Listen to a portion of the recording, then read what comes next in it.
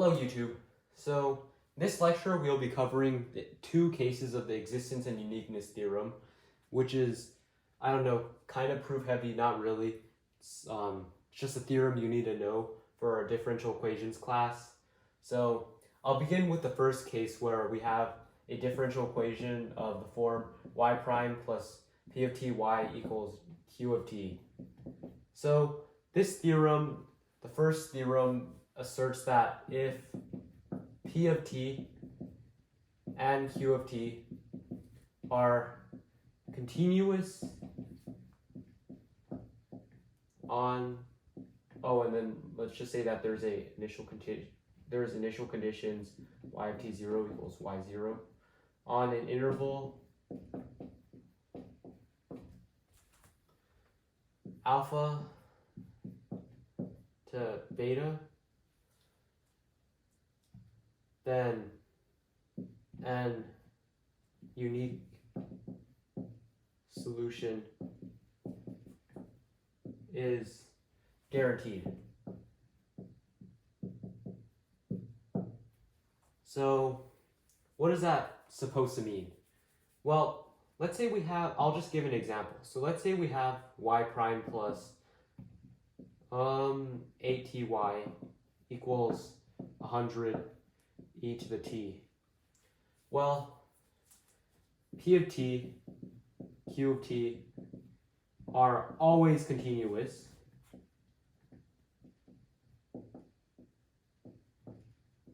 That's kind of obvious because 8t is always continuous, and so is 100 e to the t power.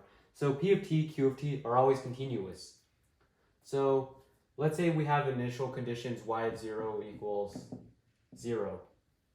Well, since p of t and q of t are always continuous, that means that in every interval that surrounds these initial conditions, there will be a unique solution for this differential equation. All right, so now let me just give one last example before I move on to the more general case. So let's say we have, I don't know, y prime plus 1 over t minus 1 y equals 3. Okay, so let's see here. P of t equals 1 over t minus 1. So there's a discontinuity at t equals 0. Or sorry, t equals 1. Q of t is 3, always continuous.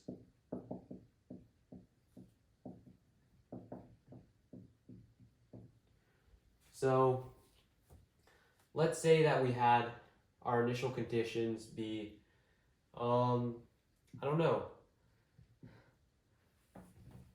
y of 1 equals 8. Well,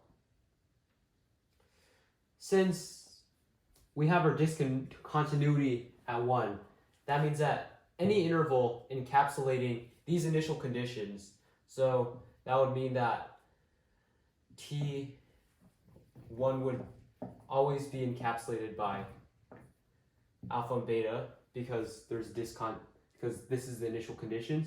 Well, since there's a discontinuity at 1, then there is no unique solution guaranteed, and therefore this theorem fails to apply.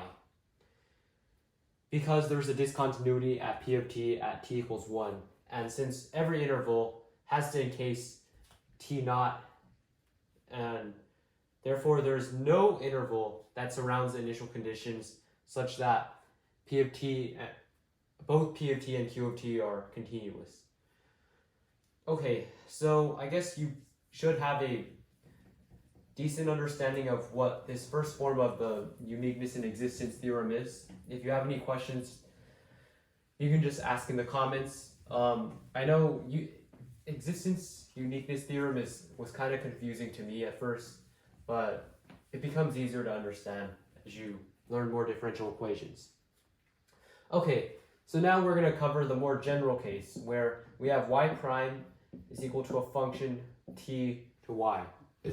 T and y. Sorry, excuse me. Okay, so basically, the theorem states that if both y and dfy, sorry, if both f and dy are continuous in a rectangle such that, oh, and then we need our initial conditions, so I'll just put y t0 equals y0. So are continuous in a rectangle of dimensions t0, alpha, beta, and y0 of c and d, for example. I don't know, I'm just coming up with random letters. Then in some subset of that rectangle containing t0, y0, there will be a unique solution.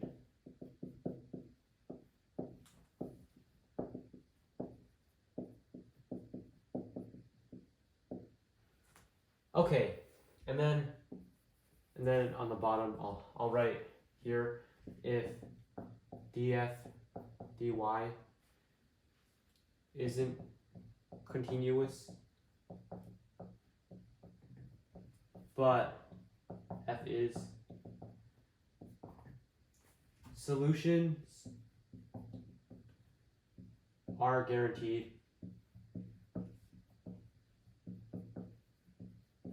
but uniqueness is not.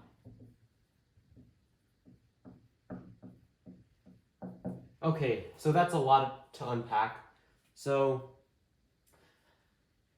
if we have a function y prime of f t y and we have the initial conditions y t0 equals y, well, let me just first of all draw a graph of t and y to make it easier to understand. So if we have like a condition, our initial conditions here, and we have, I don't know, our line of discontinuity and another line of discontinuity. So this would be df dy. This curve is what df dy can't be if it wants to be continuous, and this is f. Okay, oh shoot, I forgot my pen. Okay, so if you have a rectangle, if you have a tiny rectangle like this, such that it doesn't touch df dy or f, then a unique solution is going to be guaranteed in some interval of this box. It doesn't necessarily have to be the whole box. It just has to be some interval or some subset, and we don't know that subset. So now let's say we have our initial solution on this curve, this df dy curve. Well, then we can draw that box here, alpha to beta, and here delta f, delta y isn't continuous. However, f is. Therefore, solutions are guaranteed. It's just the uniqueness of the solution is not. So you may generate you may generate more than one solution. Well, actually, no, you are guaranteed to generate more than one solution if delta f over delta y isn't continuous on that interval. So now, let's say your thing happens to land here, where neither f or delta y are continuous. Well, then tough luck, because this theorem just doesn't apply. So you don't know if there are solutions or if there are not, because this theorem only gives you information if you know that f and delta y are both continuous. So if neither are continuous, then you get no information from the theorem and you have to solve it through some other way. Okay, so now that we have that covered, let's move on to some sample problems, I guess. Sample problems will be tough, but I'll try my best. Okay, so let's say we have differential equation y prime equals x to the 5th minus 1 times the square root of y minus 1. And we could say that our initial conditions are y of, I don't know, 0 equals 1. Okay, so let's try out the existence and uniqueness theorem. So our f of xy, that's going to be x to the 5th minus 1, y minus 1. So when we plug this in, we get negative 1 square root of 1 minus 1. This does indeed exist, so it works out. Now if we take this derivative, however, we take the derivative, we'll get x to the 5th minus 1 over 2 root y minus 1. And here, if you plug 1 in, so you plug 0 in here, so you get 0 minus 1, 2 root 1 minus 1. This does not exist, so D and E. So not continuous. So therefore, this does not guarantee, or sorry, I should write this as df dy. So this does not guarantee a unique solution, however, a solution more than one solution. You'll generate more than one solution because solutions are guaranteed. You're just not guaranteed a unique solution. So you're probably going to get more than one solution. So let's just solve for this differential equation to demonstrate what the hell I'm talking about.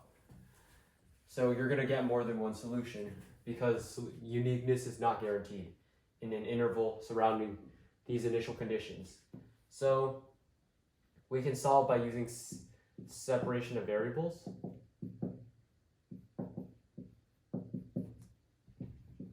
So I'm just skipping a few steps, but if you've watched my previous videos and you've gotten enough practice, you should understand what I'm doing.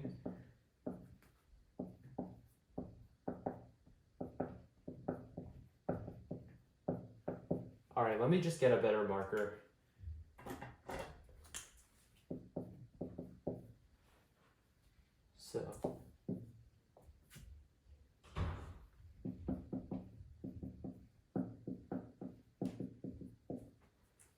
So then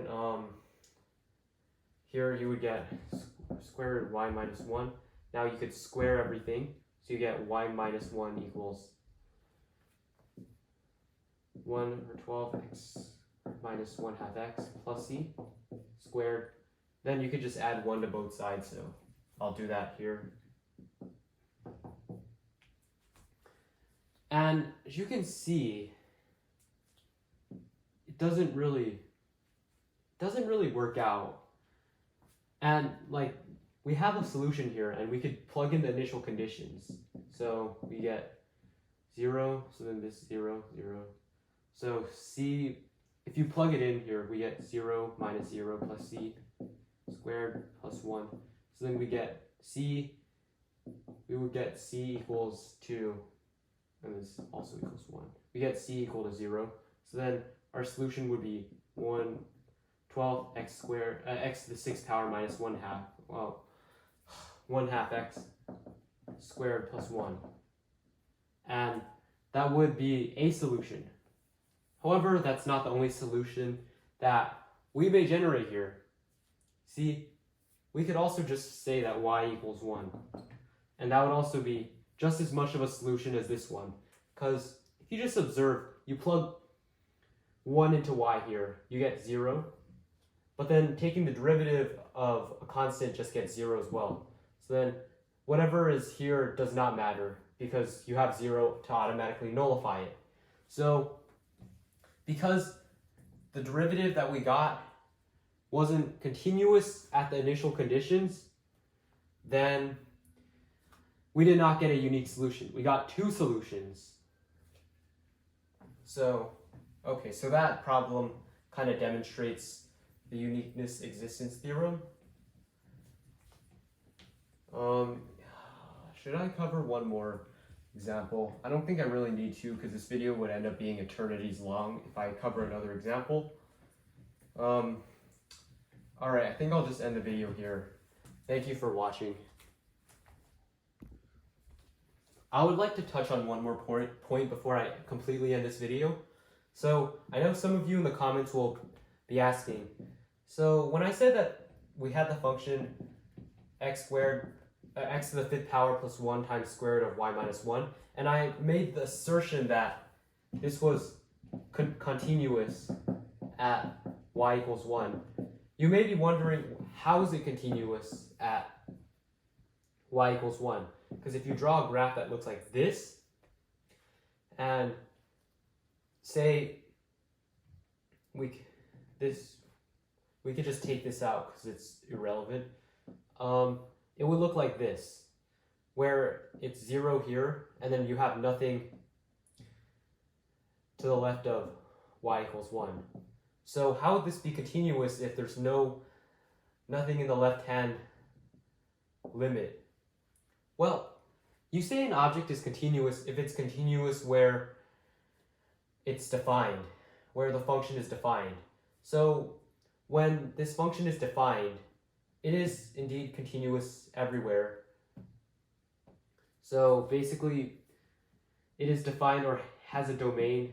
This function's domain is 1 to infinity, and this function is continuous when it is defined or when the function is in its domain. Anything to the left of this, so for example, 0.99, 0.999, so on, to where 1 is the supremum, well, those are not in the domain. So because they're not in the domain of square root y minus 1, then those numbers have no bearing on the continuity at y equals 1. Because all you care about are where the values of square root y minus 1 are defined. So I hope this explanation helps. If you need a better explanation, I'm sure you could search it up. Just search up continuity of square root of x at x equals 0. And I'm sure you'll find better explanations on the web than explanation I gave you. So yeah, I hope this end of the video explainer helps a little bit, and I'll see you in the next lecture.